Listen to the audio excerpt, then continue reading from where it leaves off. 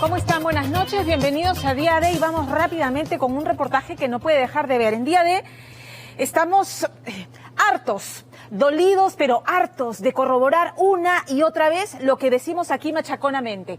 Detrás de los más abyectos abusos contra niñas y niños, los cometen alguien del entorno cercano. Y ese verdugo además compra su silencio de un modo perverso, los amenaza, entonces sus víctimas callan. Y lo que es peor, cuando se llega a la justicia y se encuentran con una autoridad que no hace su chamba, los revictimizan. El testimonio que van a escuchar esta noche de un adolescente de 15 años, y lo escucharán parcialmente porque es tan crudo, es doloroso, es revelador en el sentido que a uno le remueve la entraña porque revela en cantidad de detalles la forma en que sistemáticamente, dice la madre de esta niña, y está el testimonio, fue abusada por su padrino, por Giancarlo Jauregui Gamboa. Y esta chica de 15 años guardó silencio, temerosa de que cumpliera la amenaza. Tú hablas, yo mato a tu familia. Pero la madre, el corazón de mamá no se equivoca, entonces la mamá veía que su hija estaba en un mutismo extraño, evasiva, deprimida. Insiste hasta que la chica confiesa. Y confiesa cómo es que su padrino abusaba sexualmente de ella. Se va al médico legista, la someten al examen y ahí es donde se entrampa la cosa. Porque el examen médico legista del Poder Judicial en Ventanilla dice que no hay signos de violación. Pero el examen ginecológico al que la someten en el hospital del mismo distrito describe violación anal y vaginal. Lo mismo con el testimonio. En cámara Gesell, esta chica en absoluto estado de shock no da todos los detalles que sí da luego en la confesión con su madre. Pero el examen psiquiátrico sí revela estrés postraumático. Esta muchacha está en una profunda depresión y eso explica sus intentos de suicidio. Entonces, la familia y el abogado están luchando para que este caso no sea ventilado como una tentativa de violación a la luz de las pruebas que han presentado. Lorena Ormeño. Tengo miedo. Esta es la voz del temor, el llanto de una adolescente amenazada contando por primera vez del abuso sexual sistemático al que habría sido sometida. Que conocía a toda la familia. Que conoce a toda la familia. ¿Qué más te decía? Que una vez me dijo que si salía con mi mamá a comprar algo, como si le iba a llevar a un lugar para que ahí lo mates. Durante 6 meses el miedo la paralizó hasta que logró expulsar de su interior el horror que habría sufrido a manos de su padrino. Lo que sigue es tan cruel que es irreproducible.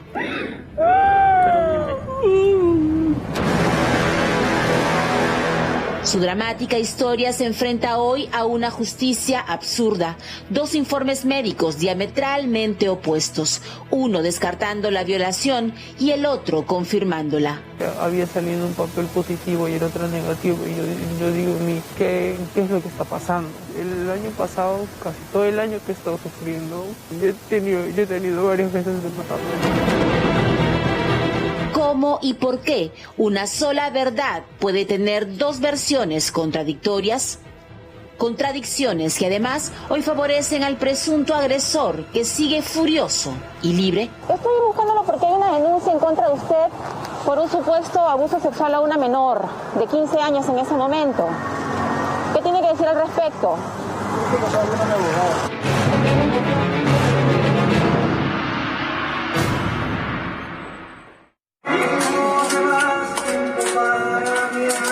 Era agosto de 2020 cuando esta adolescente, a la que llamaremos Cielo, celebraba sus 15 años. Siempre soñó con su fiesta y su madre Rosa quiso cumplir su anhelo pese a la pandemia. No hubo muchos invitados y menos chambelán, por lo que el padrino del quinceañero bailó con ella. Extrañamente, Cielo no se veía feliz. No estaba contenta con sus 15 años. Yo le decía, hija, pon una sonrisa, aunque sea. Alégrate, mira que he hecho el esfuerzo de hacerte 15 años, le digo. Agarra, me dice, ya mamá, tu padrino pasa ahí de la parte de la cocina.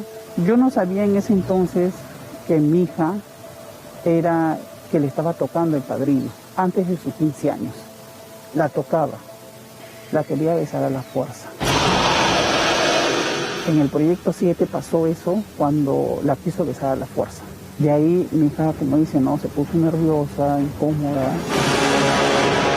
Precisamente quien la tocaba, dice, era el hombre que bailaba con ella, el elegido para reemplazar a su padre fallecido. Quizá por eso la desesperación de Cielo por llamar con gestos a su hermano para que lo reemplace. Por esta oportunidad me ha tocado ser padrino con mi madre y con esperar de que Luciana cumpla todas sus metas. Y bueno, sé que es una fiesta diferente, no es como todos los ingenieros que de repente todos queremos pasar a todos. Pero a veces las cosas pasan por algo. Las cosas pasan por algo. Con ese discurso, Giancarlo Jáuregui Gamboa se habría ganado la confianza de Rosa y su hija. El verdadero padrino estaba enfermo y Jáuregui, hijo de la dueña de la casa que Rosa alquilaba, fue elegido de emergencia. Una señal del destino, les dijo, mientras ofrecía ayudar a su nueva ahijada, dándole trabajo en sus tiendas de repuestos mecánicos y un car wash en la ciudad satélite de Ventanilla. Y al ratito más me dice, ya pues vamos a hacer comadre entonces para que me apoye mi ahijada. En el lubricante donde él tiene en el proyecto 7 y en la calle 3. Y yo le digo, mire, ya vamos a ser compadres y bueno, la verdad no dejo a mis hijos que trabajen. La que sale a trabajar soy yo. No mis hijos, le digo. Pero, madre, mándele ahí para que no esté, como dice, ¿no? Estresada acá en la casa, ya que usted sale, lo deja con sus hijos. Tanta insistencia ya. La mandé a mi hija yo. Se va para que haga un inventario con una chica Kelly, que trabajaba en la calle 3. Se fue. El padrino la recogió de la casa y la volvió a traer. Cielo trabajaría solo los domingos por 20 soles diarios, pero recuerda que el padrino comenzó a llamarla entre semana. Rosa dudó, pero calmó sus temores pensando en que estaban en un lugar público. No tenía idea de que al fondo de sus tiendas su niña habría sido abusada sistemáticamente. Y cuando ella volvía a la casa, ¿qué actitud tenía? De frente se metía al baño.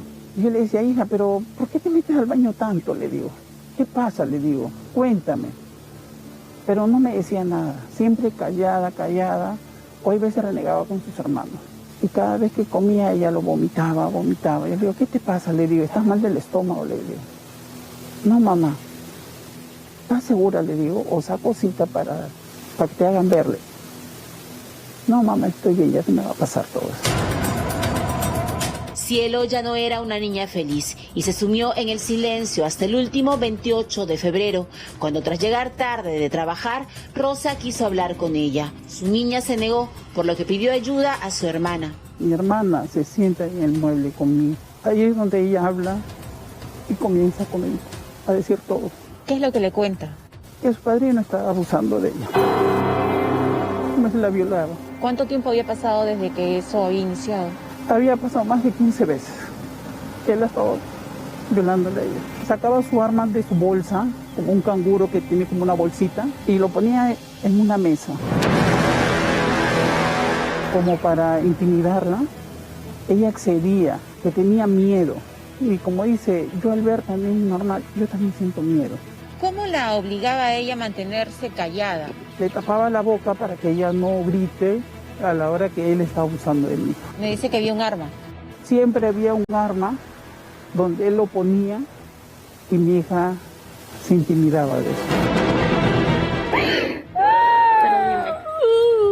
Tengo miedo. Ahogada en llanto, Cielo relató que su padrino la amenazaba con botarlos de la casa, acusarlos de robo y hasta matarlas y desaparecerlas.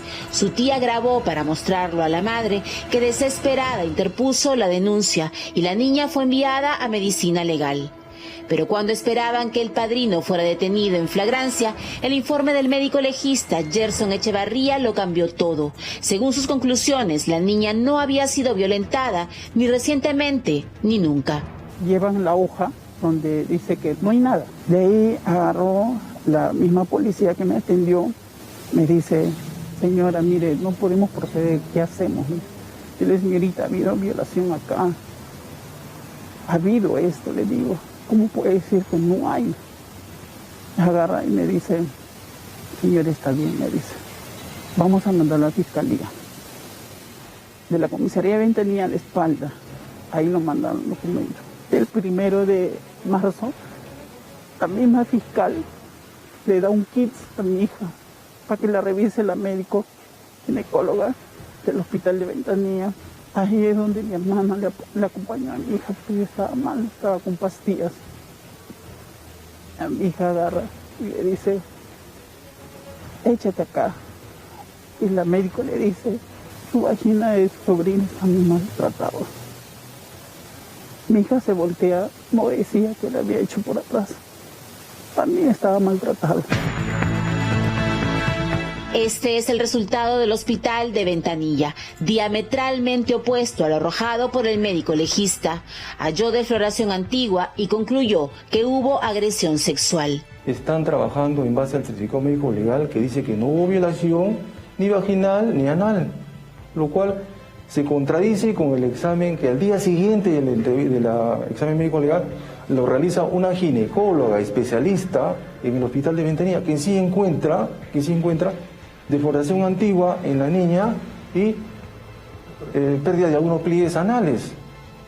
Entonces estamos pues ante una situación preocupante, porque inclusive lo hemos solicitado oportunamente para que esa contradicción se resuelva en una instancia superior, que es Lima, de acuerdo al reglamento de organización y funciones del Ministerio Público. Sin embargo, no hemos sido escuchados. Sí, el Ministerio Público decidió ignorar el examen que sí arroja agresión sexual, por lo que Giancarlos Jáuregui está siendo investigado solo por tentativa de violación. Pese a que Cielo presenta además un shock postraumático diagnosticado por un psiquiatra. Quería tirarse del tercer piso, quiso colgarse con una soga. Y la tercera vez fue donde estamos ahorita, también se quiso aventar de la casa. La cuarta vez fue donde ella se amarra con un polo, doble atadura en el cuello, donde mi hija ya estaba perdiendo, como dice, su respiración, todo. Ahí donde mi hermana, él la encuentra tapada con una frazada en la cabeza, todo el cuerpo, y con el polo sujetado. Mi hermana tuvo que agarrar su pecho, aplastarle 3 veces. Ahí es donde mi hija reaccionó, pero poco a poco, cuando bota así como un viento, un soplo así de su boca. No era, mi hija siempre se reía, conversábamos. Su único consuelo es encontrar justicia y su defensa exige a la Fiscalía analizar los 2 exámenes médicos y realizar una ampliación a la cámara GES, el que creen demostrará que fue violación y no tentativa. Fuimos en busca del médico legista, autor del polémico examen, pero no lo encontramos y no nos llamó. Así, buscamos al padrino acusado. ¿Qué tal? Buen día, señor Jáuregui. ¿Qué tal? Lorena Ormeña Díaz le saluda. Estoy buscándolo porque hay una denuncia en contra de usted por un supuesto abuso sexual a una menor de 15 años en ese momento. ¿Qué tiene que decir al respecto? ¿Pero es verdad? ¿No es verdad? ¿Qué tiene que decir? ¿Por qué una niña mentiría respecto a este tema? ¿Por qué la niña mentiría sobre un tema así? ¿Es una niña? Eso lo está viendo mi abogado, por favor. ¿Es culpable usted de lo que se le acusa? ¿Señor? Yo te estoy diciendo que te hablo con su abogado, que tiene que estar grabando. ¿Y cuál es el tema? ¿Estamos en la calle? ¿Usted es abogado de él? ¿Usted es abogado de él? No pudo defenderse él mismo y en su lugar uno de sus amigos apareció para intentar ahuyentarnos de manera violenta. Pero, ¿por qué no respondió? Y acá tenemos una menor que ha sido violada, digámoslo con su nombre completo, por un desgraciado que con arma en mano, con engaños, ha engañado a la madre, haciéndose pasar como bueno primero, diciendo que quería ser el padrino de la fiesta de 15 años. Así lo logró sacarla de su casa. Ha logrado que la niña se asuste. En la justicia peruana ocurren cosas que uno no entiende. Pero es inaudito que la ginecóloga pueda decir que hay defloración vaginal y defloración anal y el médico legista no lo vea. Él tiene que tener otro examen, esa niña, para que pueda verse a través de otro tipo de médico que no esté, tal vez, no voy a decir que el médico anterior está coludido, pero que tal vez pueda verlo de diferente manera. Porque si no tuvo una violación, ¿cómo entonces la ginecóloga vio la violación? Si no tuvo una violación, entonces ¿cómo la niña tuvo infección vaginal? ¿Cómo tuvo otro tipo de infecciones hasta gástricas por lo demás? ¿Cómo está traumatizada por eso? La Municipalidad de Ventanilla tomó como suyo el caso de Cielo, cuya madre sin recursos no puede afrontar su defensa y teme que su hija no sea la única víctima, pues la menor identificó esta covacha como otro lugar donde Jáuregui la habría llevado para abusar de ella. Me contó que le llevaba, terminando la Pampilla, a la mano derecha. Ahí es donde yo me tomé esta foto para mandar a la fiscalía también, para que vayan a investigar, pero no me hicieron caso. Hoy, con 16 años, Cielo decidió dejar de tener miedo y luchar. Pero ¿dónde queda la justicia si la verdad no es una sola? Dejarlo libre es para mí que me volviera a pasar, que haga lo mismo, que me encuentren, que me lleven. No quiero eso.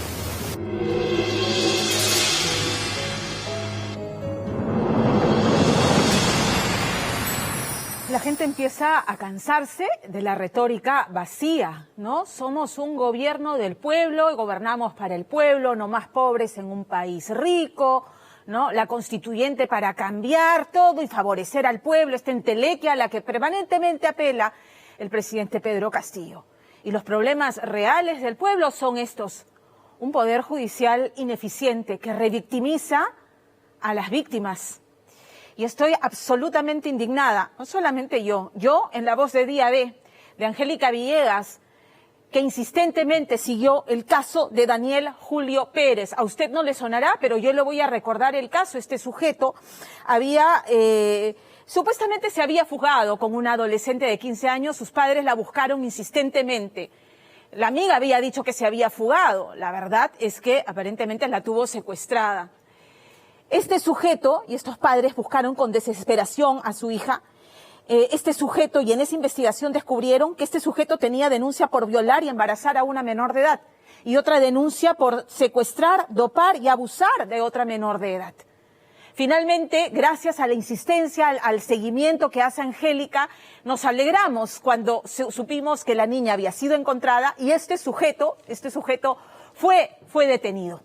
Fue detenido y se fue 15 meses a la cárcel. Enhorabuena, dijimos, aplaudimos, bien por la policía, bien por la justicia, 15 meses preso. Este sujeto recuperó su libertad en junio. Contactó a su víctima, la secuestró nuevamente, se la llevó y la mató, porque la presunción de la policía es que este sujeto, en venganza por haber estado preso, es que termina matando a quien fuera su víctima.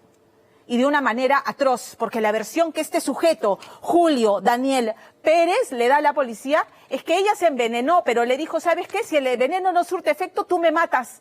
Porque su papá no le hacía caso. Esa es la versión macabra que ha dado este sujeto, que ¿por qué recuperó su libertad? Porque había cumplido, ya excedía el precio de carcelería preventiva. Y en el Poder Judicial no se hizo absolutamente nada. Entonces, ¿sabes qué? La verdad, ¿qué les puedo decir? Podridos estamos de jueces y fiscales, porque no son todos. Porque la semana pasada aplaudíamos a este fiscal de provincias que lloraba y se estremecía con el caso de una menor abusada. Pero en este caso pesará sobre la conciencia del juez que tenía en sus manos este caso y que permitió que este sujeto salga en libertad.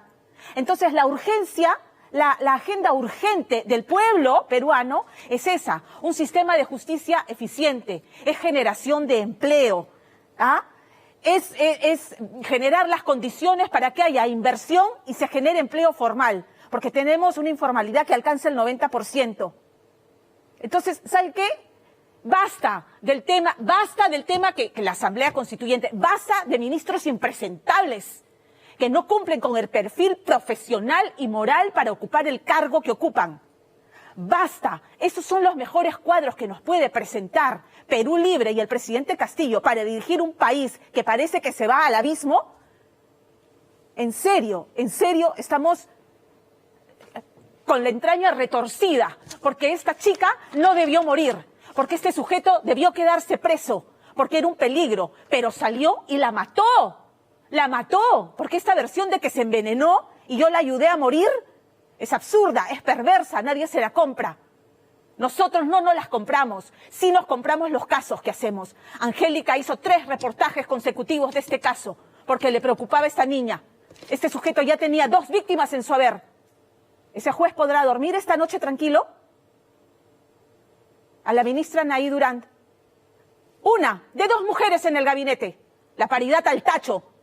2 mujeres en el gabinete, en un gabinete lleno, ya dije, de personas que no deberían estar ocupando el cargo y que esta semana van a ir a pedir el voto de confianza. ¿Con qué cara?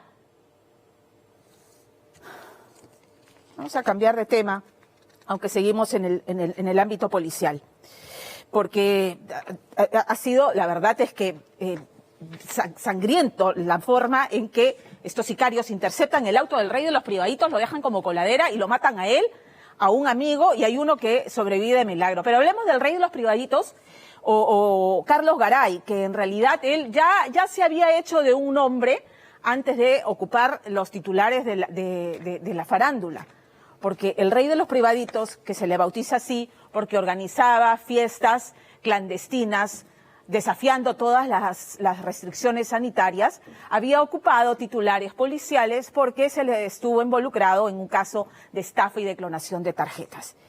Entonces, como le dije, a Garay lo acribillan del carro de 14 disparos. Muere también su amigo Miguel Vergara y un proyectil alcanza en el cuello a Juan Carlos Caqui, que sin embargo vivió para contarlo. Entonces, Caqui ha dicho, yo soy testigo accidental de este hecho. Yo estuve en el momento equivocado, en el lugar equivocado, no debería estar ahí, pero en realidad, y la policía lo investiga como un ajuste de cuentas, pero la policía dice, bueno, tienes que explicar qué hacías ahí, cuál es tu relación con Garay y con Vergara, pero además, porque además Vergara, y hay unos audios que Angélica Villegas les va a hacer escuchar esta noche, en las que le reclama airadamente y con amenazas sobre una maleta que Caqui tenía que llevar a Europa, y esa noche se frustró el viaje. ¿Por qué?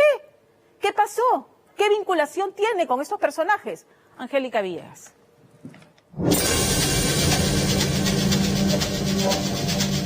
Yo no pensaba salir en cámaras, yo no pensaba declarar. Me están difamando. Están usando mi imagen, la están tirando al piso. Estuve en el momento que no me correspondía y estuve en el tiempo que no me correspondía. Los proyectiles y todo han ido dirigidos directamente hacia ellos dos. Hace pocos días quedó atrapado en un vehículo esquivando 14 disparos y presenció la muerte del rey de los privaditos, Carlos Garay, y su amigo Miguel Vergara, apodado Palito. Juan Carlos Caqui, el conocido manager de los famosos, dará la cara por primera vez al ser el único sobreviviente de un doble sicariato que le dejó una bala a medio centímetro de la cervical en medio de un viaje a Europa que deja reveladores audios enviados por una de las víctimas minutos antes de la tragedia que presentamos en exclusiva. Huevonazo con tú sabes el problema que yo tengo ahorita, huevón. Ahora me vas a pagar todo mi maleta, hijo de huevón. Doble crimen en el cercado de Lima, las pistas que descubrirían un peligroso caso policial.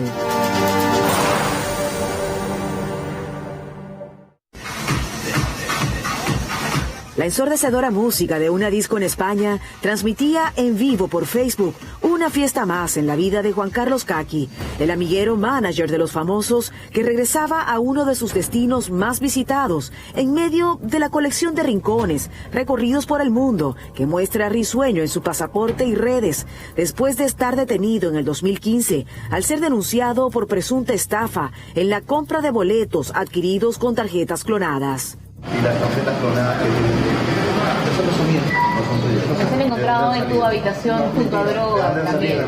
Nunca me lo hacen, es mentira y totalmente mentira. El archivamiento del caso parecía dejar atrás la posibilidad de figurar nuevamente en un titular policial. Caqui seguiría siendo el alma libre que Díaz entrevistaba desde Londres en el 2010, cuando apenas era un estudiante de intercambio, admitiendo hoy tener la buena suerte de nacer en una pudiente familia. Mis hermanos amasan mucho más fortuna, obviamente, trabajándola, y yo, que era la oveja negra, supuestamente, soy el que simplemente vivió de sus rentas y todo lo demás. ¿Por qué te decían la oveja negra? La oveja negra porque no, ¿cómo te explico? No hice... mucha más fortuna. ¿Has tenido recientemente negocios que te hayan puesto en peligro? Para nada, para nada. Mi negocio básicamente es inmobiliaria. Mis alquileres llegan mensualmente. Yo no tengo la necesidad ni siquiera de trabajar y puedo vivir muy bien. Tengo una casa de lujo, tengo un carro de lujo, tengo muchas propiedades. Vivo súper bien. Fuera de esto, yo no le debo a nadie. Juan Carlos Caqui siempre admitió ser sumamente confiado con sus amistades y ese defecto asegura que lo persiguió hasta la actualidad, ya que más allá de la farándula nos decía conocer a Carlos Garay, llamado el rey de los privaditos en pandemia, y ser amigo de Miguel Vergara, apodado Palito, quien de acuerdo a las notas informativas e investigaciones policiales enfrentaba denuncias por supuesta violencia doméstica e investigaciones por presunta clonación de tarjetas. ¿Cómo conociste tú a Carlos Garay? Yo a Carlos Garay en realidad no lo conozco mucho. Lo conozco en alguna reunión, lo he conocido en fiesta, hemos departido en algún momento un trago, etcétera, pero nunca ha sido allegado mío, nunca ha sido muy amigo mío. ¿Y a Miguel? A Miguel lo conozco hace aproximadamente unos 8 años. ¿Y qué los unía a ustedes? Un vínculo amical. En las reseñas policiales que hay sobre Miguel, señalan que él estaba vinculado o lo denunciaban más allá por el tema de violencia doméstica, de clonación de tarjetas. Entonces, mi pregunta es si tú no estabas consciente de que él también estaba metido en delitos graves.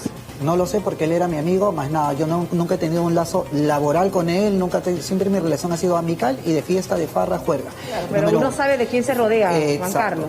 Yo no voy a la comisaría a pedirme un expediente de él sobre a qué se dedica o no. La pregunta que se hace la gente es, ¿estaban Juan Carlos Caqui y Miguel juntos en un mismo delito o formaban parte de una organización? Nunca. A mí nunca se me vinculó, yo nunca tuve un nexo con Miguel que hayamos compartido un mismo parte policial, ¿me entiendes? Un mismo caso.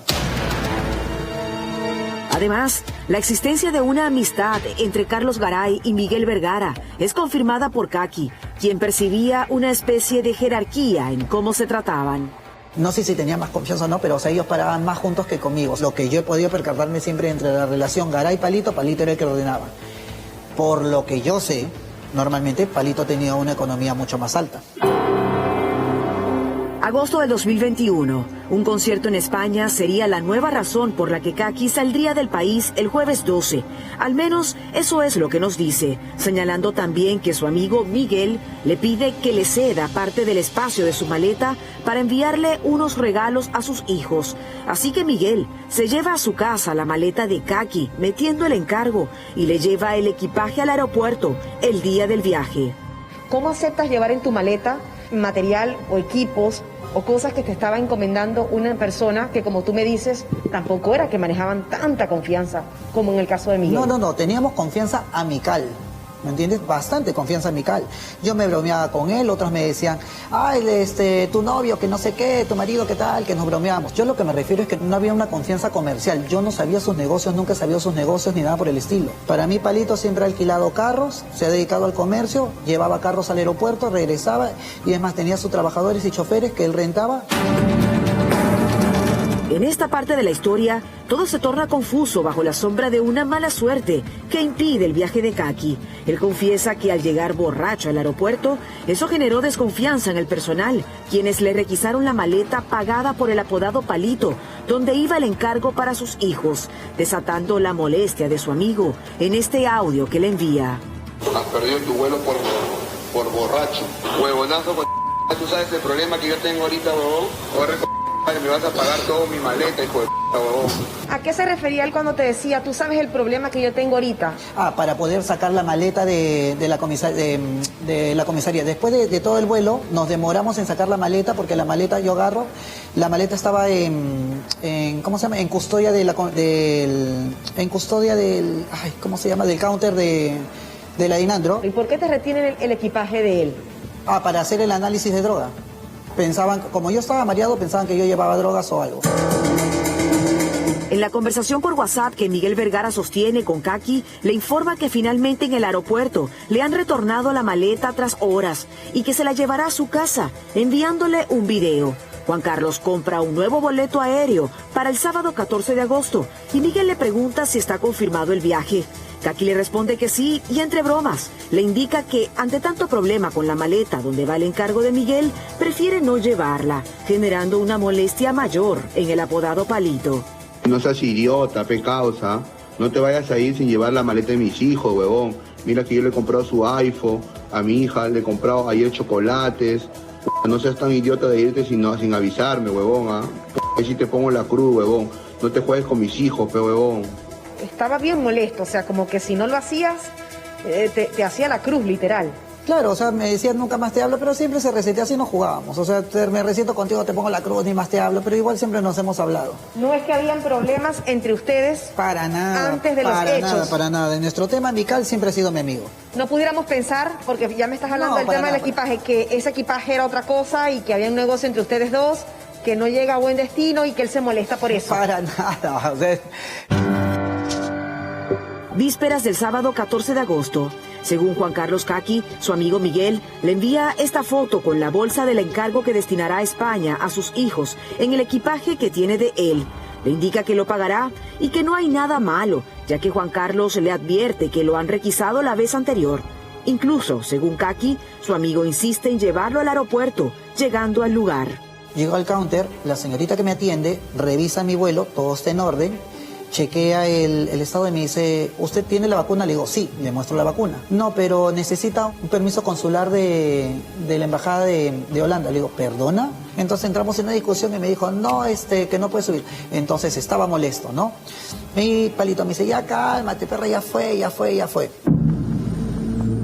Al regresar del aeropuerto, Kaki narra que el vehículo de Miguel presenta un desperfecto en la llanta y que su amigo le propone que mientras esperan ayuda, vayan al restaurante del llamado Rey de los Privaditos en un taxi, donde indica que había una fiesta en la que comen para luego regresar al lugar donde dejaron el vehículo y ser auxiliados, tomándole por sorpresa a Kaki la llamada que su amigo Miguel recibe de Carlos Garay. Lo estaba llamando Garay, lo llamaba y lo llamaba. Agarramos el carro y nos vamos donde Garay nuevamente. ¿Por qué Garay llamaba a Miguel? ¿Solo para que regresara a la fiesta? No. Básicamente porque vivía a una cuadra de la casa de Miguel y porque Garay estaba sin vehículo. ¿Pero por qué Garay no tenía vehículo? No lo sé. Kaki guarda hermetismo sobre la razón por la que Carlos Garay no tenía carro, así que el conocido Rey de los Privaditos acompañaría a Kaki y a Miguel en el carro esa noche tras cerrar su restaurante. Juan Carlos Kaki dice que los dos hombres quieren seguir la fiesta, pero él se opone por miedo a perder su viaje del día siguiente, justificando que está concentrado en su teléfono porque coordina la compra del boleto, emprendiendo según él un camino desconocido, donde resulta sorpresiva la ubicación de todos en el vehículo. En esta parte de conductor iba Carlos Garay.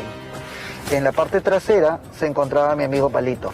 Y en este lado de copiloto estaba yo. ¿Por qué, si el vehículo era propiedad de Miguel, quien iba conduciendo era Carlos Garay? El cable que va de aquí a aquí, mi celular, era corto.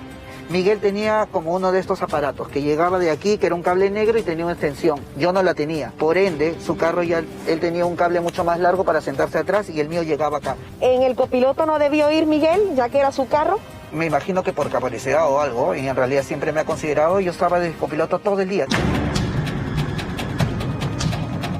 Eran más de las 11:30 de la noche en el cercado de Lima y este fue el recorrido que transitan Juan Carlos Kaki, Carlos Garay y también Miguel Vergara. Ellos se dirigían a la casa de Juan Carlos Kaki y este es el rompemuelle que hace que ellos se detengan y en este punto precisamente son interceptados por un vehículo con dos sujetos a bordo que les propinan más de 14 disparos. Son dos sujetos que los interceptan del lado del piloto y asiento trasero en el vehículo.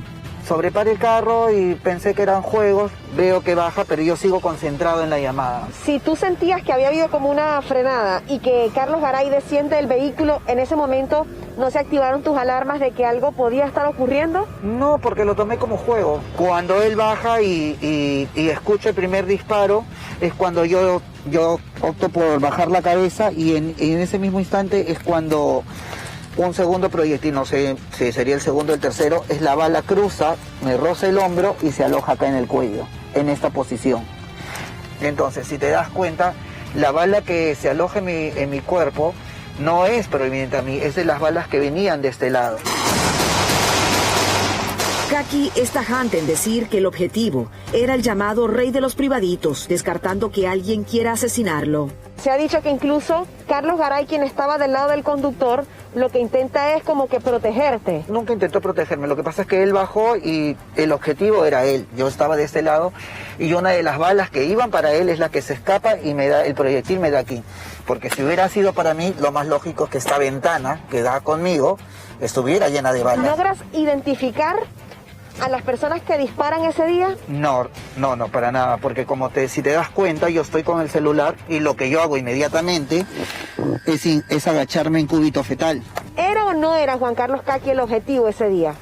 Lo más razonable y lógico es que yo no era el objetivo. La otra pregunta que se hacen las personas es que si sobreviviste, si había la posibilidad de que fueras tú la persona que reportó dónde estaban y que le informan a los sicarios el punto. Es imposible porque yo tenía un vuelo a Madrid. Si yo tomaba el vuelo, es ilógico que yo estuviera en ese momento. A días del doble crimen, Kaki ha sido citado en varias oportunidades por la policía en el marco de las diligencias que contempla la investigación, siendo operado el último viernes, donde el entorno de las víctimas guarda silencio, pero será cuestión de días para que la fría noche de balas en el cercado de Lima tenga nombres y apellidos en las manos que percutaron el arma del crimen por encargo.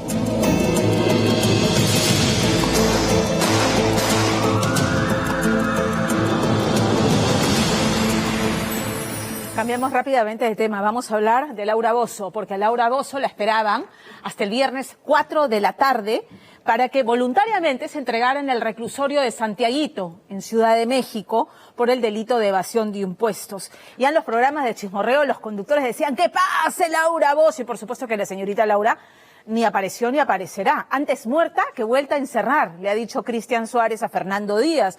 Su expareja sabe bien lo que son los rigores del encierro porque lo vivió con ella aquí en Perú en los estudios de Monitor.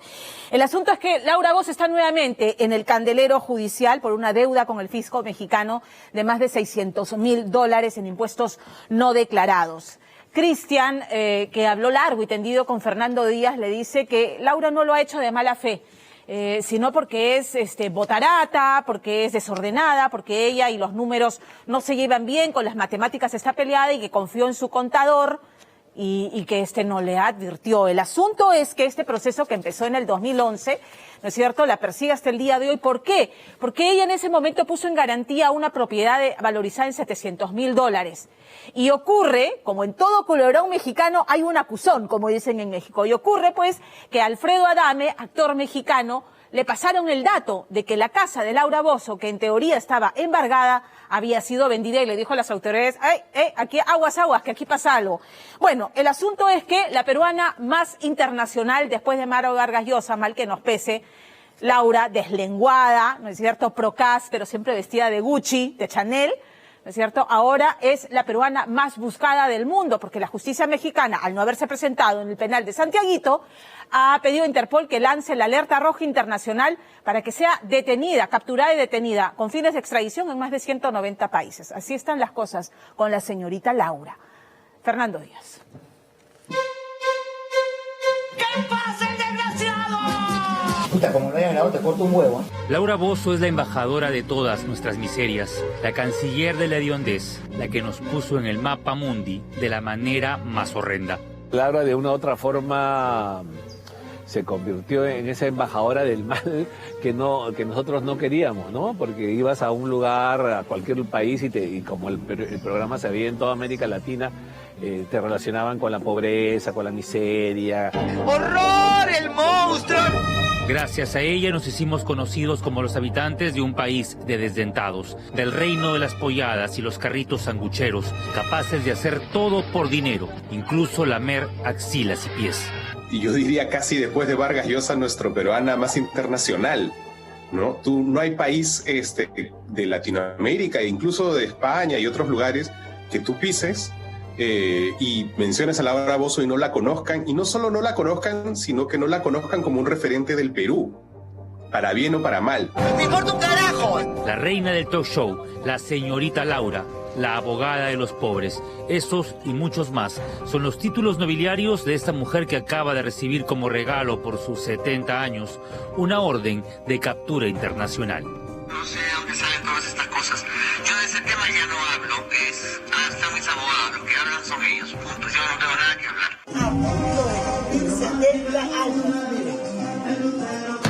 La Interpol ha lanzado ya la alerta roja para capturar a la más bizarra y atarantada conductora de la televisión latinoamericana.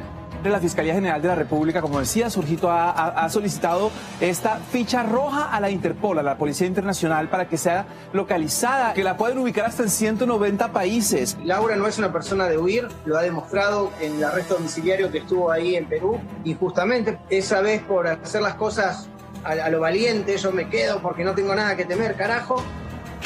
3 años. ¿Tú piensas que Laura va a ser tan tonta ahora de agarrar lo mismo? De decir, bueno, por hacerse la valiente, de decir, bueno, pará, me van a encerrar ni a palos. 16 años después, la pesadilla del encierro vuelve a rondar la vida de la peruana más exitosa en la televisión hispana. La Fiscalía General Mexicana la acusa por el presunto delito de evasión tributaria y por incumplir el pago de una deuda de casi $700,000. Era por el monto, es de 3 a 9 años, en este caso de prisión. Si ella llegase a pagar lo que se debe al fisco, creo que existen posibilidades de que pueda tener eso de alguna manera favorable. Para las leyes aztecas, Laura es una depositaria infiel. Vaya metáfora para alguien que se llenó los bolsillos con los cuernos y trampas ajenas. Yo estoy arrepentido, me di tarde cuenta de esta mujer. Bien, y la pregunta de la tarde es, ¿quién es Zoila? Zoila no. Adelante con las imágenes. No la conozco, Zoila. Ah, no la conoces y la besas. ¿Qué pasa? Es Zoila, la tercera mujer. Ah, no me conoces, desgraciada. Por tu culpa. Voy a dejar a mis hijos. Por desgraciada. Estas personas tienen la habilidad de atrapar la atención del televidente. O sea, ¿uno para qué ve televisión? Generalmente ve televisión para divertirse. Quiere de alguna forma descargar cosas que tiene internamente, y encuentran en estos personajes una persona que te hace reír, que te hace llorar, que te hace renegar. Entonces toda la historia completa. Casi 30 años frente a una cámara de televisión. 3 décadas de alaridos, cachetadas y exabruptos que la audiencia de toda América devoró atraída por una diva de lengua procaz, enfundada en las sofisticadas prendas de Cavalli. Debe $700,000 de impuestos en México y casi $2 millones aquí en los Estados Unidos. Entonces Laura estaba arreglando ese problema y tratando de llegar a un acuerdo con ellos, explicándole todo lo que está pasando en base a su dinero bien ganado. Presa de sus palabras, pero prófuga de la justicia, Laura no está, y no hay nadie que a estas alturas quiera comérsela a besos. Me da mucha tristeza lo que está pasándole, sé cómo se debe sentir, y encima sola, porque lo peor es que está sola. Los amigos, esos amigos que ella siempre acostumbra a tener al lado, hoy por hoy yo sé que le están dando la espalda. La abogada acaba de comprarse una lujosa casa de 900 metros cuadrados, 2 pisos, 6 dormitorios, amplia sala, comedor y cocina estilo colonial. De acá puedes ver toda la casa. A mí me encanta. Esta casa en el barrio de La Herradura, en la capital mexicana, y donde alguna vez recibió a un equipo de Día D, es el mismo inmueble embargado por la Superintendencia de Administración Tributaria y con el que Bozzo Rotondo pretendía garantizar el pago de una deuda de 14 millones de pesos. ¿Por qué se pide su captura? Porque parece ser que ella vendió un inmueble el cual estaba asegurado, el cual está embargado por parte de las autoridades fiscales, y lo vendió, lo cual es indebido. La fiscalía está cansada, ella no tiene ningún domicilio legal en México, porque está a nombre de sus hijas, los departamentos de Acapulco está a nombre de las hijas, por lo cual esto lo hace a propósito, para no tener nada a su nombre. El argentino Javier Seriani, peliteñido él, conductor de un programa de chismes por internet en los Estados Unidos, no solo es uno de los tantos enemigos que la peruana cosechó afuera, sino también el primero en difundir los presuntos delitos de evasión tributaria de Laura desde el año 2012. El problema es que no pagó sus impuestos, ella ganó mucho dinero y no lo presentó. Laura arranca en Azteca cobrando $100.000 por mes. La otra es la transferencia de dinero que hizo para mantener a la vaga de la hija, Alexandra de la Fuente. Ella depositaba $10.000 en el banco de Wells Fargo de Miami, en una cuenta de un peruano, y la hija iba y sacaba el dinero, y ese dinero que ella depositaba en Estados Unidos lo declaraba en México y lo declaraba Alejandra de la Fuente en Miami. Laura no tenía dos cuentas, o no es que tenía una cuenta en el Gran Caimán y estaba pasando a nadie. Simplemente ella, su propio dinero, estaba dándoselo a su hija. Y eso le estaba generando una deuda, ¿me entendés? Porque supuestamente no declaraba la salida y no declaraba la entrada. Solo que se dejó influenciar por un mal contador en ese momento. Acá los contadores nunca son responsables. Los contadores son empleados de ella. Se tenía esa deuda hace un año que se lo venimos diciendo. Ella nos trató de mentirosos. Hay dos cosas que me caracterizan en la vida. La primera es que digo las cosas como son. No tengo filtros, mi boca habla más rápido que el tiempo que tardan mis ideas en organizarse en mi cabeza. Y la segunda es que nací rebelde y me voy a morir rebelde. Laura, más allá del infierno, recogía la azarosa vida de esta mujer adicta al trabajo, a la moda, a las cirugías, pero también atraída por el poder político del fujimontesinismo. Que la gente que de pronto no lo vivió o que ya no se acuerda, no sabe el nivel de gobierno mediático que era ese gobierno, ¿no? Y por otro lado, ella como personaje, creo que en otro contexto no hubiera tenido estos niveles alucinantes de rating y estos niveles además de espectáculo en el que convirtió la miseria de los peruanos, ¿no? Sin embargo, este lío judicial podría escribir el último capítulo de la chorada historia de una diva cautiva. La abogada que fue concejala por el movimiento Obras, la hija de una adinerada familia ítalo-peruana que de tímida entrevistadora se transformaba en un ser telúrico cada vez que la cámara se prendía, poseída por el rating. Si teníamos 18, yo quería 20 puntos. Y si teníamos 48, yo me esforzaba porque en el siguiente llegáramos a 50. Ella misma en vivo cuadraba a su gente de producción y los votaba y les decía, este caso está armado, cuando todos sabíamos que los casos del talk show son armados. Nadie más que tú, porque yo estoy enferma. Estoy feliz por ese lado. Yo te dejé vivir con el desgraciado ese. Aquellos peruanos que trabajaron en sus polémicos programas tienen sentimientos encontrados con esta noticia. Hay quienes la adoran por ser buena y generosa, capaz de abrir su cartera y darle billetes a alguien necesitado. Pero hay otros que sufren hasta pesadillas y cuadros de estrés postraumáticos a causa de los insultos de la señorita Laura.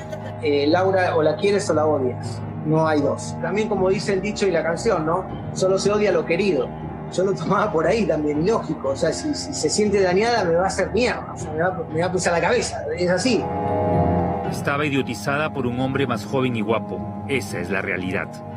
Los dos cumplen años el mismo día y él ha sido el hombre que se bancó 17 años de delirios, manías y vanidades de una mujer 24 años mayor. Cristian Suárez dice que jamás complotó contra Laura, aunque la imagen de gigoló lo persigue hasta el día de hoy. En la guerra que tuvimos nosotros es un hombre tratando de sobreguardar lo construido durante 17 años. No es que yo le llevaba la cartera a Laura, como mucha gente tonta dice, ¿me entendés? Y quiere robarle la plata a Laura. Yo estaba reclamando lo que me correspondía. Como toda relación, se separan, ¿me entendés? Y bueno, hay una división de bienes que tiene que ser.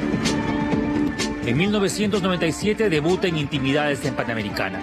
Tal fue el éxito que América la contrató para convertirla en la reina del talk show, pero también en la amiguísima del tío Vladi. No hay mayor afrodisíaco que el poder. Si tú ves a un tipo tan poderoso, ¿me entiendes? O sea, como que te impacta. O sea, no es que estuve enamorada, sino que fue una cosa platónica. ¿Atraída? Si me quieres decir que si tuve sexo con el señor, nunca tuve sexo con el señor. Un personaje delirante, digno de un cómic. Escrito por Marcos Cifuentes, Hernán Migoya y las viñetas de Ricardo Montes, Señorita Laura es hoy un cómic de culto. La conductora prohibió su venta gracias a un fallo de Indecopi. Mediática y poderosa, en el 2001 firmó un millonario contrato con Telemundo. Ese contrato era, por ejemplo, tenía $8.000 de un alquiler de una casa, tenía un carro del año, cada 3 meses tenían que darle $200.000 para comprarse ropa. Y de tanto apapacho de parte de Telemundo terminó siendo malo, ¿no? Porque se acostumbró a eso. Laura siempre fue una descuidada con sus finanzas, botarate, y lapidaba sin medida cada dólar al punto de llamar a Miami para pedir adelanto de sueldo porque se quedaba corta. Si bien muchas prendas se las daban a altos diseñadores, muchas prendas se las ha comprado y estamos hablando de $10.000, $15.000, la de menos valor.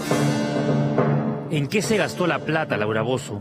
¿Cómo así llegó a la evasión tributaria? Aunque te parezca mentira, $1,5 millones se gastó solo en abogados.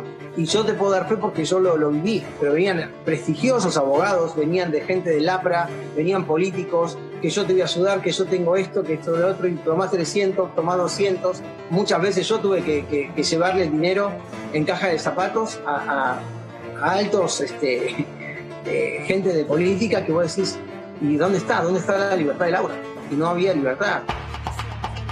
El 17 de junio del 2002, la policía la detuvo y Laura se convirtió en la primera conductora arrestada en un set de televisión.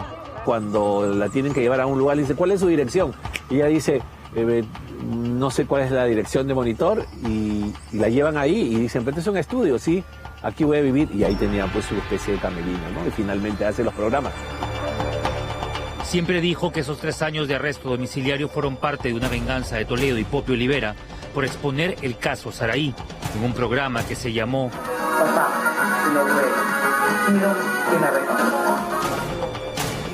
En el 2011 fue contratada por la poderosa Televisa hasta el 2016, pero su estrella comenzaría a extinguirse por su propia mano, sus demonios, los testimonios armados y sus broncas mediáticas inacabables.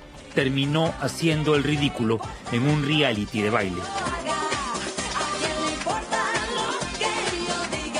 Tú tienes que bailar, a eso viniste y a eso te comprometiste. Y no estás bailando. Y yo lo único que veo aquí es puro sufrimiento. Yo sufro verte bailar, Laurita. Bueno, ¿y sabes qué, mi rey? Te ahorro el sufrimiento.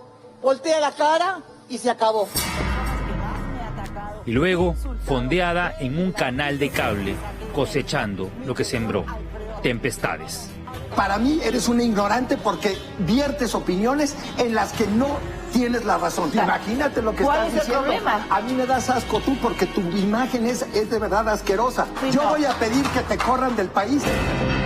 Este hombre tan lúcido y prudente es el ex actor Alfredo Adame, archienemigo que ofrece 100.000 pesos, casi 20.000 soles, a quien revele dónde se esconde Laura. Jamás yo me hubiera imaginado que le esté pasando, que es esto de poder ir a la cárcel. No se lo deseo a ella ni a nadie y ella no se lo merece. Cristian Suárez sobrevivió a Laura. Se casó con la empresaria Adriana Amiel y hoy trabaja en Miami en restauración de casas. Que ella no nació para ser casada. Ella no necesitaba un hombre para decir estoy satisfecha. Capaz que eso fue lo que ella no estaba preparada para estar con alguien. Ese soy yo, sí soy. El viernes, Laura debió entregarse a la policía, pero no lo hizo. Hoy deberá enfrentar no solo a la justicia, sino también a la soledad, a las temidas barras. Y no hablo de las de la cárcel, sino de esa televisión, que quién sabe, ya se apagó para siempre.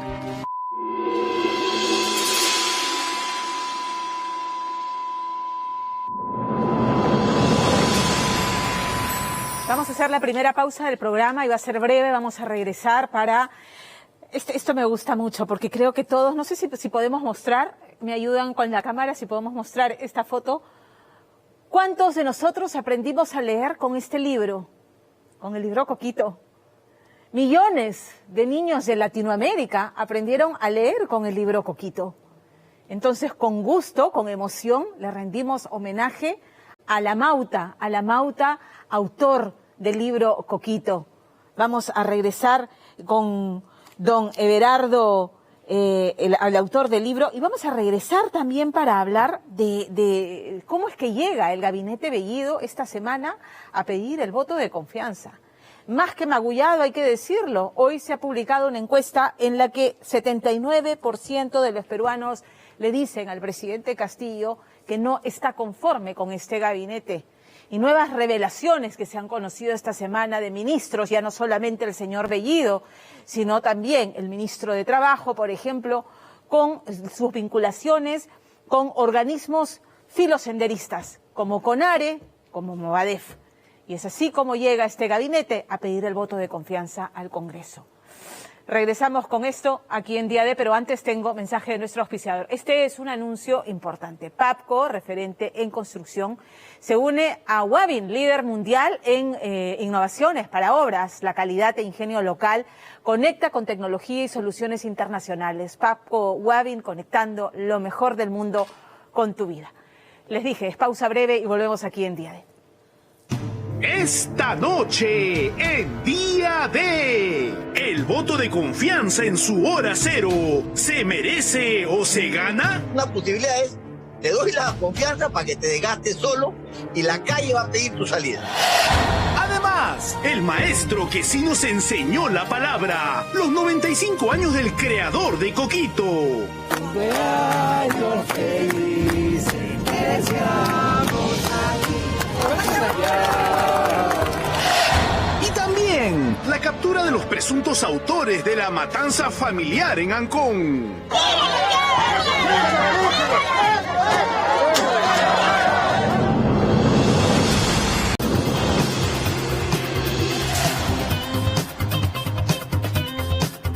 Estamos al aire nuevamente y vamos a hablar de lo que había anunciado. ¿Cómo es que llega el gabinete Bellido a pedir el voto de confianza? La verdad es que si miramos las encuestas hay que decir que bastante magullado y eso nada más que refleja las decisiones poco acertadas que de momento viene tomando el Ejecutivo. Si empezamos por el nombramiento del propio Premier y varios de los miembros de su gabinete. Y son decisiones que ha tomado el presidente Castillo, que en 2 semanas de gobierno tiene a casi la mitad del país desaprobando su gestión, el registro más bajo en los últimos 40 años de un presidente al estrenarse en su de Héctor Béjar y la designación de Víctor Maurtua en Relaciones Exteriores en su reemplazo, pese a las críticas de los radicales de Perú Libre, parece ser una muestra de que el gobierno está escuchando y que empieza a rectificar viendo que la palabra del maestro se devalúa y se devalúa rápidamente. Hay que decir, sin embargo, que estas rectificaciones no siempre son acertadas, porque en este esfuerzo de recuperar a la opinión pública y en los espacios donde se genera opinión pública, hasta la semana pasada ocupado por Vladimir Cerrón, el presidente ha hecho algunos anuncios que podrían sonar bien. La entrega de bonos, que supone el desembolso de 4.500 millones de soles cuando afrontamos una tercera ola inminente y que necesitamos reforzar el sistema de salud. Pero también, por ejemplo, respecto al aumento del precio del gas y de los alimentos de la canasta básica, anunció ya vienen sorpresas, ¿no?, generando mayor incertidumbre a la que ya hay. Entonces ahí tuvo que salir el ministro Franque como bombero a apagar el incendio y decir tranquilos, no va a haber control de precios. Quien también ha tenido que salir en ese mismo papel, ¿no?, de calmar las aguas ha sido el ministro de Justicia Aníbal Torres, que ayer en una entrevista ha declarado que de momento el presidente no tiene intentado presentar un proyecto para modificar la Constitución y que se incluya la Asamblea Constituyente. La pregunta es, con todas las denuncias que se empiezan a sumar a las que ya conocemos respecto a los ministros del gabinete Bellido, ¿es suficiente estas señales que está dando para que el gabinete tenga el voto de confianza? Richard Apolo. Ciudadano Óscar José Maurtua de Romaña, juráis por Dios y esos santos evangelios desempeñar leal y fielmente el cargo de ministro de Estado en el despacho de Relaciones Exteriores que os confío. Sí, juro. El reciente nombramiento de Óscar Maurtua al frente de la Cancillería, dicen muchos, podría ser la luz de esperanza de que todo no está perdido. Maurtua, dicen, podría ser ese guiño del presidente Pedro Castillo, sabiendo que en los próximos días su gabinete de ministros a la cabeza del controversial Guido Bellido irá a medir fuerzas al Congreso en busca de la cuestión de confianza. Acaba de cambiar al ministro de Relaciones Exteriores, felicitamos por eso el cambio. saludamos el cambio y está nombrado un profesional de carrera de alto prestigio en la Cancillería. Eso es bueno para el país y para las relaciones entre nuestros países. O sea, me ha dado un paso de buena fe. Castillo es el presidente y Castillo va a pagar patos si este gabinete fracasa.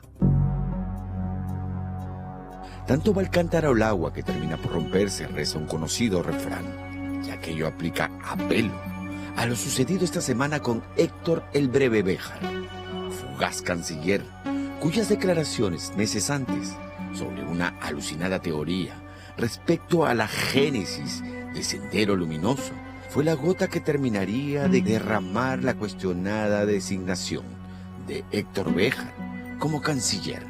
Sin embargo, el adiós del exguerrillero y sobre todo el nombre del reemplazo habría camino a la especulación, teniendo en cuenta que Béjar, como no, todo indica, había sido casi una imposición a Castillo por parte del dueño y líder de Perú Libre, Vladimir Cerrón.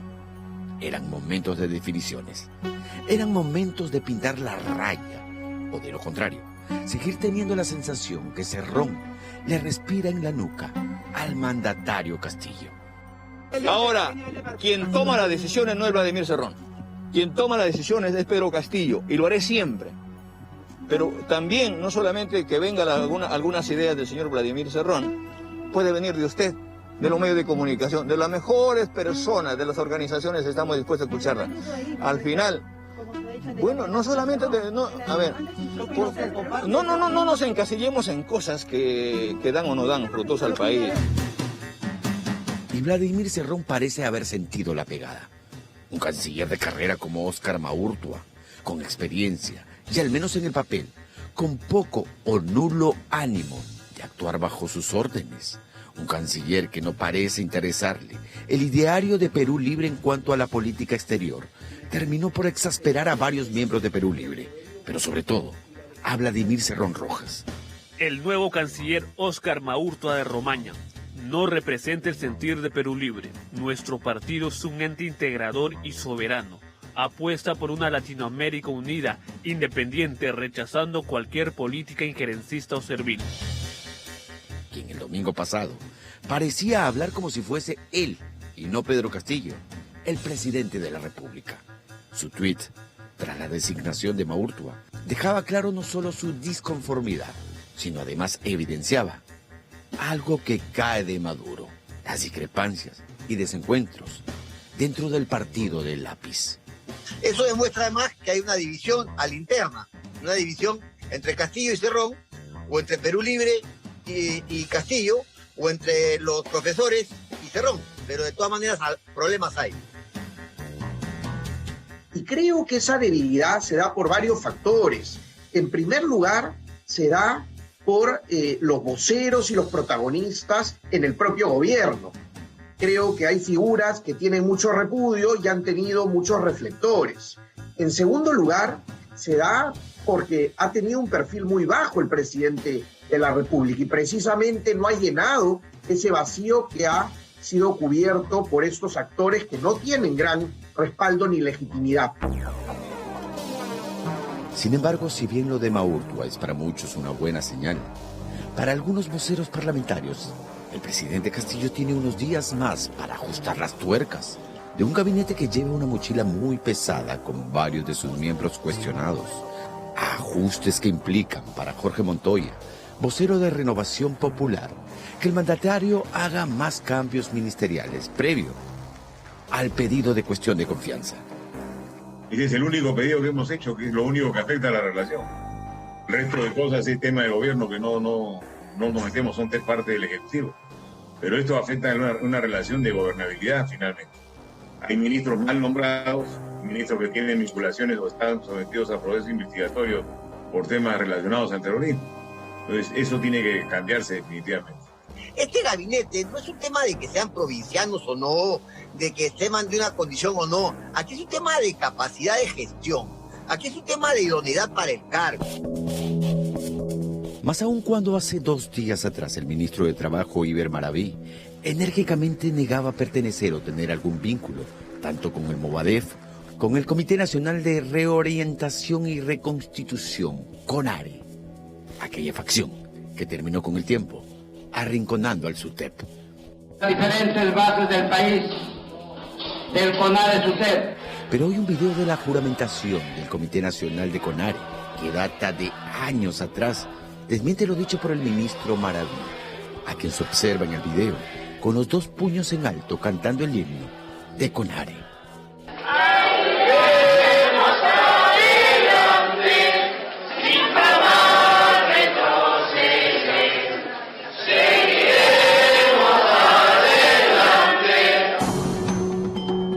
Pero volvamos a lo que pasará en unos días en el Congreso, cuando el presidente del Consejo de Ministros, Guido Bellido, investigado por sus presuntos vínculos con el terrorismo y cuya voz activa se deja escuchar en las interceptaciones legales de los dinámicos del centro, vaya a solicitar la cuestión de confianza, pues para entonces las bancadas tendrán una decisión tomada.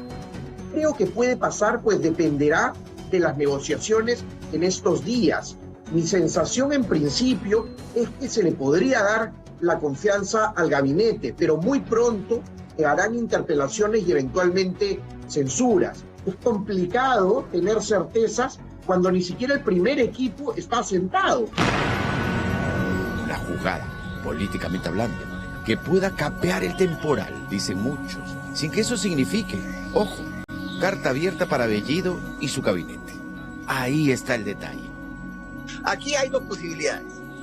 Otorgarle la confianza, aunque no tengamos confianza, para no gastar esa bala de plata y que el gobierno se desgaste solo, como está sucediendo, porque obviamente cuando el dólar sube, los precios suben, la gente no tiene chamba, las inversiones no llegan, ese es un desgaste natural que va a ocurrir si el gobierno no enmienda. Entonces una posibilidad es, te doy la confianza para que te desgastes solo y la calle va a pedir tu salida. Yo espero que el 26 de este mes el gabinete en su conjunto, no solo el ministro de Economía, no, el gabinete en su conjunto, le digan al Perú qué es lo que piensan hacer con nuestro querido país en los próximos 12, 24, 36 meses, por lo menos. Y mientras llega ese momento en el que el gabinete Bellido haga su arribo al Congreso para decirle al país qué tiene pensado hacer en los próximos meses, preocupan mucho los mensajes ambiguos, sobre todo en materia económica, que se envían día tras día desde el gobierno, que lejos de estabilizar y calmar los mercados financieros, los hacen transitar por una incertidumbre. Mensajes ambiguos desde la bancada de Perú Libre y hace poco de boca del presidente Castillo, que para algunos dejaría asomar un fantasma entre comillas, que tanto daño hizo a la economía en el pasado, como lo fue el control de precios. Va a haber sorpresa la próxima semana con el gas y también con los alimentos de la población. En política económica las medidas tienen que ser coherentes, ¿no?, y continuas en el tiempo.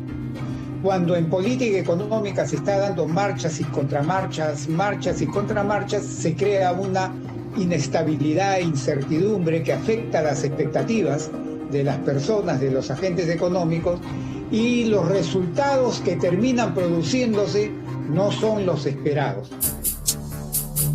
En lugar de preocuparse en temas como la Asamblea Constituyente, que en este momento no ayudaría en nada para la reactivación económica que tanto urge, buscando salir de la crisis económica que nos ha dejado como estrago la pandemia, se debería, dice el economista Jorge González Izquierdo, poner punche a la captación de inversiones que pongan a caminar la economía a un ritmo acelerado. Mira, la inversión privada es de este tamaño y la inversión pública es de este tamaño. La gente cree que es al revés. No, la inversión privada es la que pesa, la inversión pública es pequeña en términos relativos. Y por consiguiente, lo que interesa para hacer crecer a la economía y sobre todo para crear puestos de trabajo estables, lo que se necesita es promover a la inversión privada, porque es la que pesa en la economía peruana. Siempre se puede enmendar, pero para enmendarse, primero tiene que darse cuenta que está equivocado. Si no se da cuenta, ¿qué va a enmendar? Lo primero es hacer un diagnóstico de la situación. Y si el diagnóstico está equivocado, la solución también va a estar equivocada.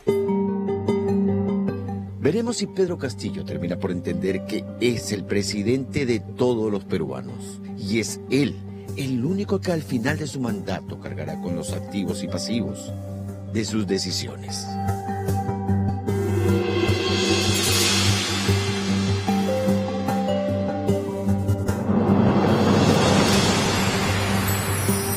Son tantos los cuestionamientos que van sumando los ministros que conforman el gabinete Bellido y encabezando estos cuestionamientos el propio Premier, que dense cuenta cómo es que la discusión se ha trasladado del tema ideológico, trasnochado, que sustenta Vladimir Cerrón, el secretario general de Perú Libres, estas ideas de izquierda radical fracasadas en el mundo, para concentrarnos en las personas a las que el presidente Pedro Castillo les ha dado su confianza para hacerse cargo de los diferentes ministerios. Y tenemos ministros tan cuestionados como el señor Iber Maraví en Trabajo, que ha negado vinculaciones con CONARE, que tiene también vinculaciones con Movadef, que es este organismo político de Sendero Luminoso, y no lo dice la prensa, sino que lo dice la DIRCOTE, o el propio Bellido, por ejemplo, también con vinculaciones con personajes allegados a Movadef. Entonces, la preocupación es que hay ministros que ni siquiera cumplen con el perfil profesional para la cartera que se les ha asignado. Ayer el ministro de Cultura, el señor Gálvez, decía en un evento público que iba a hacer los esfuerzos, aunque no sabía si tenía el presupuesto o no, para sacar el Covadonga que está hundido y convertirlo en un atractivo turístico. Y decía que el único atractivo turístico que tenía el Perú es Machu Picchu. Y ese es nuestro ministro de Cultura, que tiene como gran propuesta absorber en un solo ministerio, el Ministerio de Turismo con el Ministerio de Cultura, para que esté en manos de esta persona. Entonces, la preocupación es, no hay ningún gerente de empresa que contrate a alguien que no solamente no tenga el perfil técnico para el cargo, sino experiencia en el mismo. O sea, ¿quién le entrega las riendas de su empresa o de encargo de importancia a alguien que no cumple los requisitos? ¿Para qué le reclamamos a nuestros hijos que estudien y se quemen las pestañas siguiendo una carrera si es que no va a ser tomado en cuenta eso al momento de postularse a un trabajo? Ojalá que rectifique. Todavía hay tiempo. Y si no, veremos qué es lo que ocurre el 26, que van a pedir el voto de confianza. Pero la confianza de los peruanos la está perdiendo el maestro Castillo, la está perdiendo el presidente Castillo. Vamos a hablar de otro maestro, al que con alegría vamos a rendir homenaje porque se lo merece, porque esta noche celebramos y le deseamos más años de vida a quien entendió con sabiduría y con sensibilidad que claramente la letra no entra con sangre, como le decían a nuestros abuelos, y es un horror. ¿No es cierto? ¿Cómo los asustaban? Celebramos a la Mauta, que con su obra permitió que yo, seguramente ustedes, muchos de ustedes, aprendieron a leer con su libro, y con nosotros, más de 500.000 de niños de toda Latinoamérica. Hablamos de don Everardo Zapata Santillana, autor del emblemático libro Coquito, que ha cumplido 95 años y a pesar de la edad mantiene intactas la energía, la lucidez con la que durante largos 7 años trabajó la primera edición de este libro Coquito, que nació de esa descorazonadora experiencia de haber sido designado a una escuela rural en Arequipa y descubrir la alta tasa de analfabetismo y dificultades para leer y escribir que tenían los niños en esta zona. Coquito es producto de una investigación concienzuda, porque a raíz de esta experiencia don Everardo viajó al interior del país para descubrir que el analfabetismo era alarmante. Y es así como empieza a trabajar en la primera edición de Coquito, sumado a sus 29 años de experiencia como profesor precisamente de primaria, enseñando a leer y a escribir a los niños. Ya Coquito tiene 66 ediciones, se ha ayornado y ha cambiado con el tiempo, ya no es solamente Coquito, está Rosita, y además muy pronto vamos a ver una película en torno a esta obra que es su obra de vida. Vamos con la nota que ha preparado Percy Guzmán. Esta es la galería. Las 66 ediciones. Ya, desde el año 55, 56, 57, 58, 59, 60. Y está hasta la última, en 2021. Sí, aquí. Que son esas dos. Este tierno señor que muestra con mucha lucidez las 66 ediciones del libro Coquito acaba de cumplir 95 años de edad y lo celebró como se merece. Ay, ay, ay, ay, canta y no llores. Su nombre es Everardo Zapata Santillana, pero todos en Arequipa lo conocen como Don Evo. Este tierno abuelito es tan characato que cumple años el mismo día que la Ciudad Blanca. Tiene 5 hijos, 10 nietos y 5 bisnietos. Además, es el creador, o mejor dicho, el padre de un tierno y estudioso niño de 66 años llamado Coquito. ¿Quién es Coquito para usted? Es un hijo más de los 5 que tengo. En la noche me fui a la casa pensando en el nombre del libro. Y al dormirme metí el libro debajo de mi almohada. Y esa noche soñé que tenía un hijo que se llamaba Coquito, que todos lo querían y aprendió a leer pero rapidísimo. Y era tan generoso mi hijo que se dedicó a enseñar a sus compañeros a leer. Cuando despierto, dije, ¿dónde está mi hijo? Ay, ¿verdad que soy soltero? ¿Qué pasa conmigo? Soy soltero. Esa misma mañana, en mi lavador que tenía en el cuarto, saqué un poco de agua y lo bauticé con el nombre de Coquito.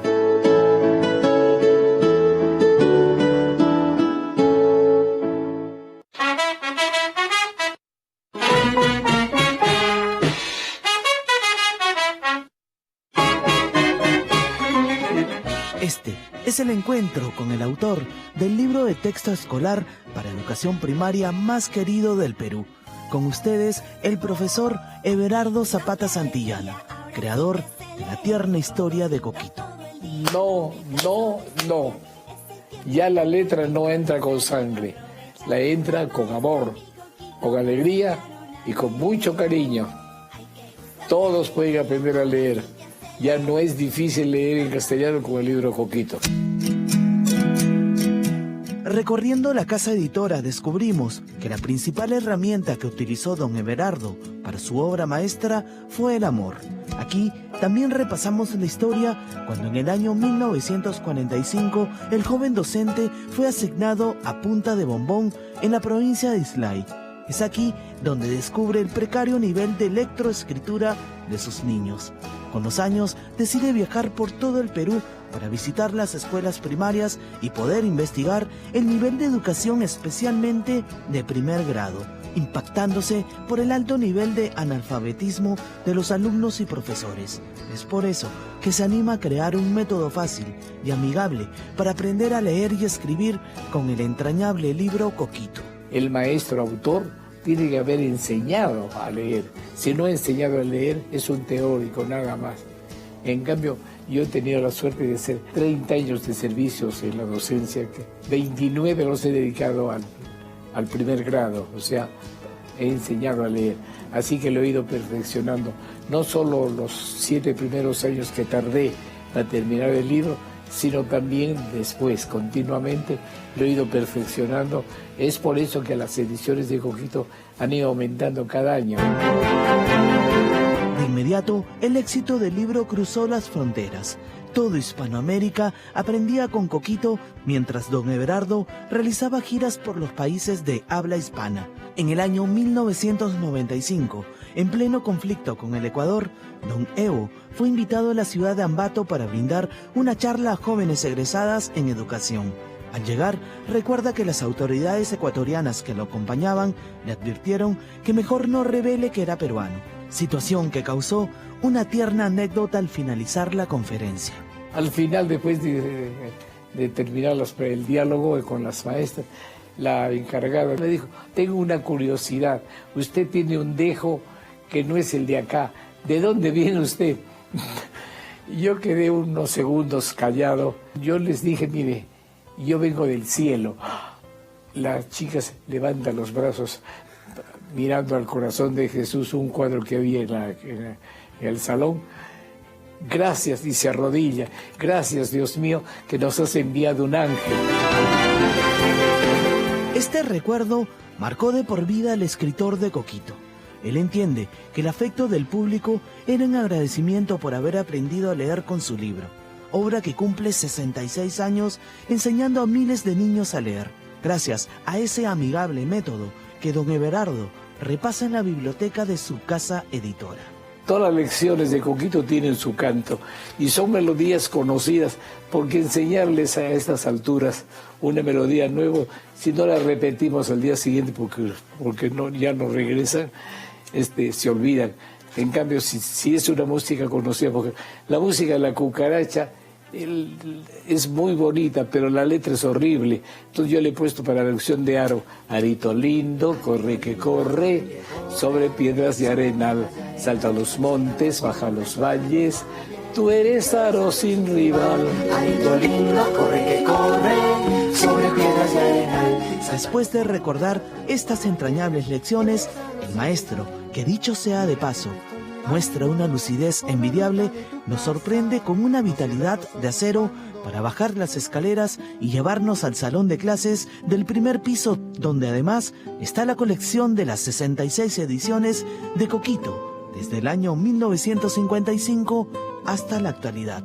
Las 66 ediciones, desde el año 55, 56, 57, 58, 59, 60.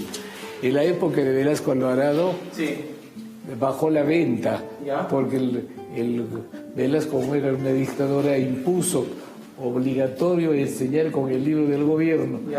No dio resultado. Es que era un libro con método copiado del inglés. Claro. Me contrataron maestros de Estados Unidos por gusto, gastando cuando acá teníamos a Coquito.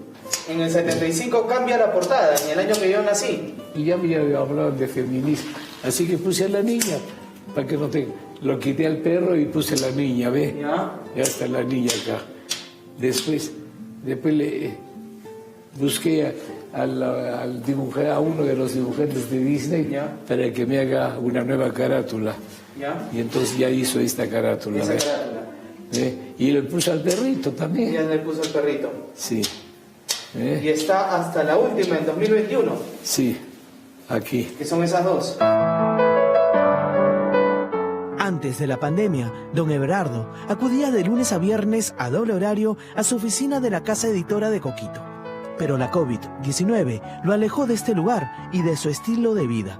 Sin embargo, después de año y medio, toda la familia de don Evo se juntó el domingo 15 para celebrar el cumpleaños número 95 de este maestro que no dudó en cantar sus rancheras favoritas a viva voz. Ay, ay, ay, ay, canta y no llores, porque cantando se alegra el cielito lindo los corazones.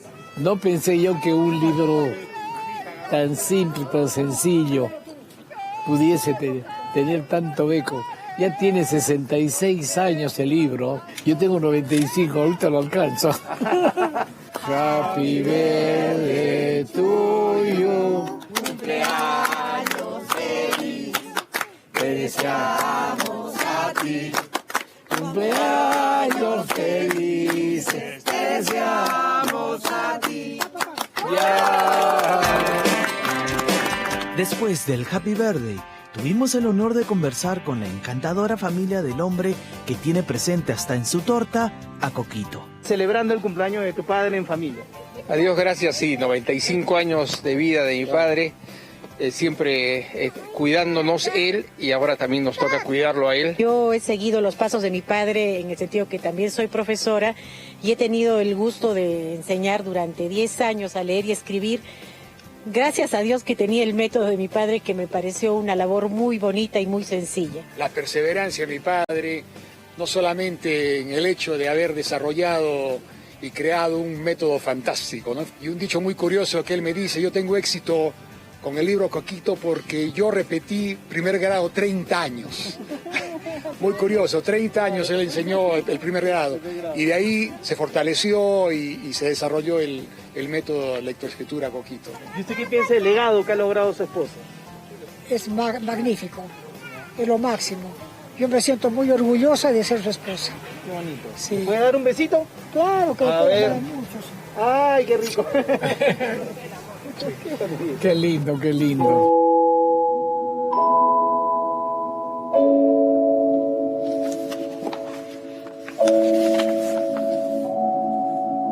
Hola amigos de Día D, soy Patricia Barreto. Yo soy Emanuel Soriano y estamos aquí desde la filmación del teaser de Coquito.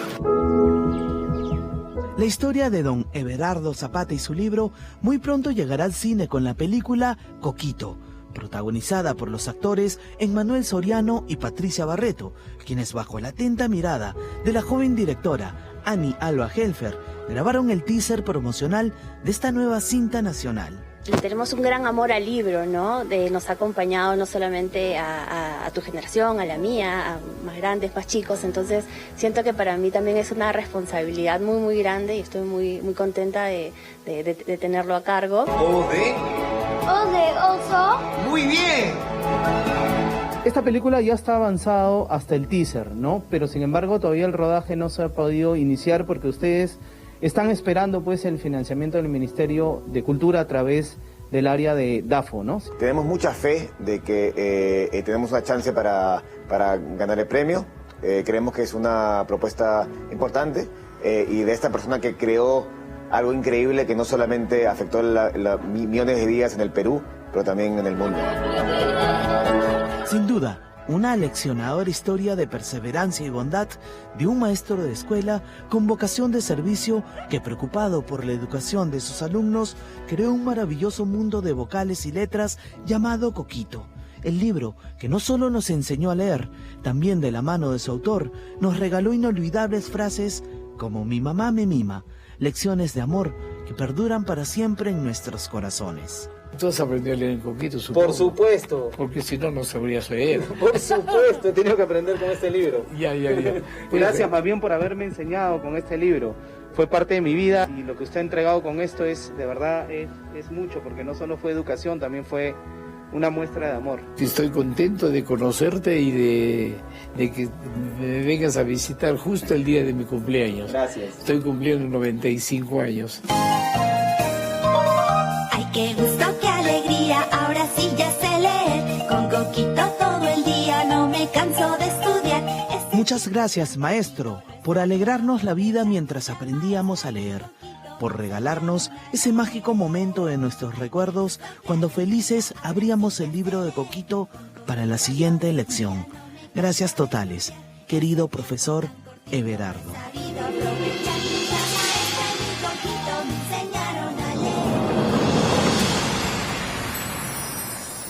Tenemos de presidente a un maestro rural, a Pedro Castillo. Aplaudimos eso porque la educación en el país, como los servicios de salud, tienen que ser la prioridad para que el partidor sea parejo para todos, ¿no es cierto? Educación de calidad.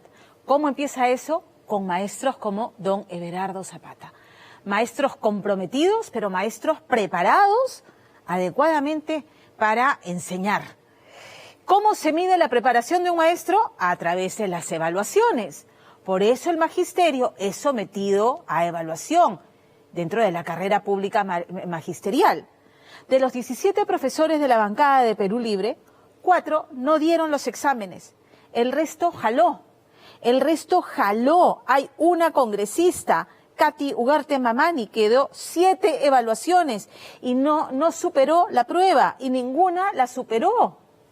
Entonces, ¿de qué estamos hablando? En su momento, cuando en esta evaluación que se hizo, 14.000 profesores salieron del magisterio porque precisamente no pasaron el examen, no lo dieron, se negaron, en fin. En el Congreso hubo una iniciativa para que, al carpetazo, los regresaran a las aulas. ¡Qué injusto! ¡Qué injusto con nuestros chicos! Además, qué injusto con los chicos que menos posibilidades tienen de acceder a una educación de calidad.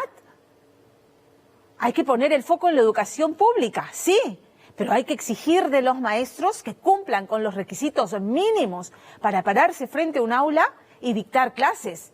Eso empieza por la evaluación. Y ojalá que el profesor Pedro Castillo, el presidente del Perú, tome nota de eso. Él que ha sido líder sindical y que se opuso tanto a la carrera pública magisterial y que protagonizó aquella huelga, ¿no? Que duró, que tuvo a los chicos alejados de las aulas durante ¿cuánto tiempo? Y que le costó el puesto a Marilú Martens y se generó ahí una situación de cuestión de confianza y el gabinete cayó, porque se hizo de cuestión de confianza por la ministra de Educación que defendió la carrera pública magisterial y la evaluación de los maestros. Porque si queremos niños bien preparados, empecemos por un profesor que cumpla con ese requisito mínimo indispensable, que se someta a la evaluación y que sea pasado, entonces puede pararse frente a un aula. Que hay que prepararlos, que hay que generar las condiciones también, pero tiene que estar la valla bien alta, bien alta. Don Everardo la ha dejado bien alta, ¿sí o no? Con esto nos vamos a la pausa y vamos a regresar para comentar lo que ha ocurrido en Ancón.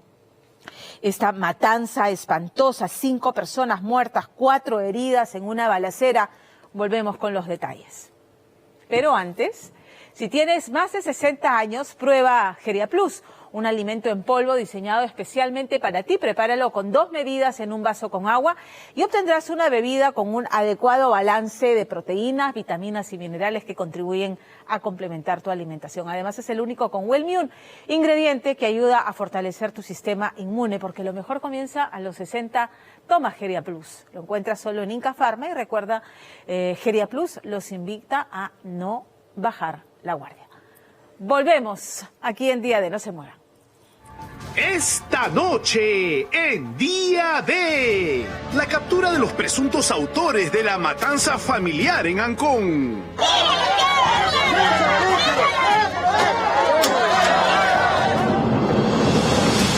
Quédese en Día.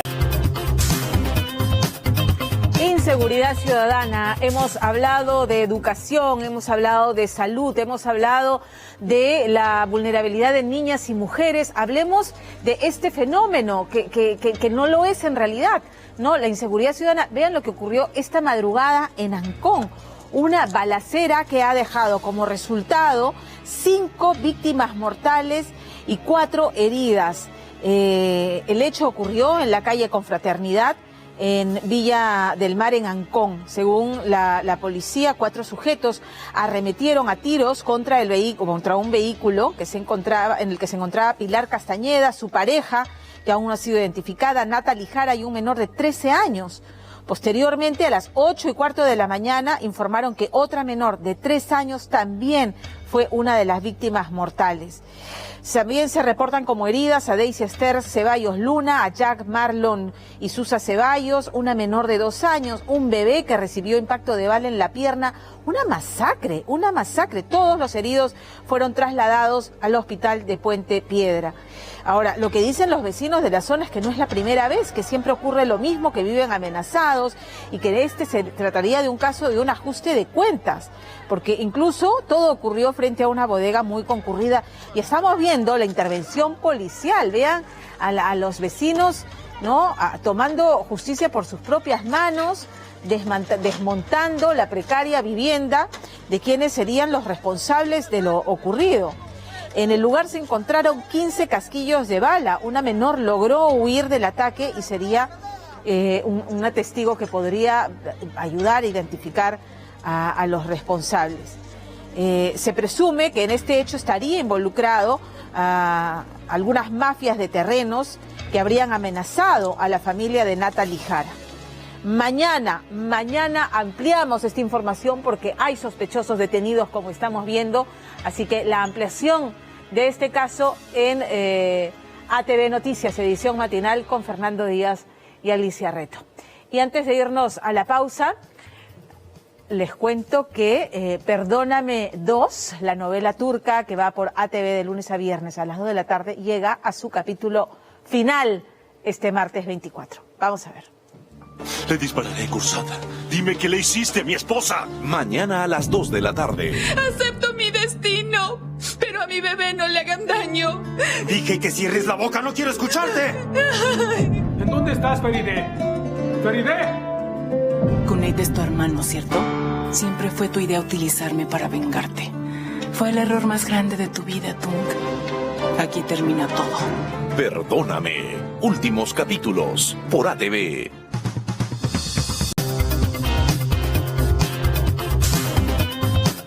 Gracias por habernos acompañado esta noche aquí en Día D. Pero antes de decirles chao, yo les recuerdo que la UEFA Champions League se comienza a vivir en septiembre, ahorita nomás, en exclusiva por ATV y ATV.be. La Champions League es del grupo ATV. Ahora sí, me despido hasta el próximo domingo. Pasen buenas noches.